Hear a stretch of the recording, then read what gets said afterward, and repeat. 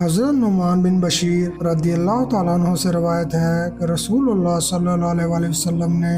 ایک عرابی سے گھوڑا خریدا، پھر عرابی نے گھوڑے کے فروخت کر دیے جانے سے انکار کر دیا تو حضرت خزیمہ بن ثابت رضی اللہ تعالیٰ عنہ آئے اور انہوں نے کہا، اے عرابی، میں گواہی دیتا ہوں کہ تو نے گھوڑا بیچ دیا ہے۔ نبی کریم صلی اللہ علیہ وسلم نے فرمایا، اے خزیمہ، تم کیسے گواہی دیتے ہو جب کہ خریداری کے وقت میں تم موجود نہیں تھے؟ تو حضرت خزیمہ رضی اللہ تعالیٰ عنہ نے کہا، میں حضور کی تصدیق آسمانی خبروں پر کرتا ہوں تو اس عربی پر تصدیق کیوں نہ کروں؟ تو نبی اکرم صلی اللہ علیہ وسلم نے ان کی گواہی کو دو مردوں کی گواہی کے برابر کر دیا، اور حضرت خزیمہ کے علاوہ اسلام میں کسی مرد کے لیے جائز نہ ہوا کہ اس کی گواہی دو مردوں کی گواہی قرار دی گئی ہو۔ ان احادیث مبارکہ سے معلوم ہوا کہ حضور سید عالم صلی اللہ علیہ وسلم کا یہ عقیدہ تھا کہ خدائے تعالیٰ نے مجھے احکام شرعیہ پر بھی اختیار کلی عطا فرمایا ہے۔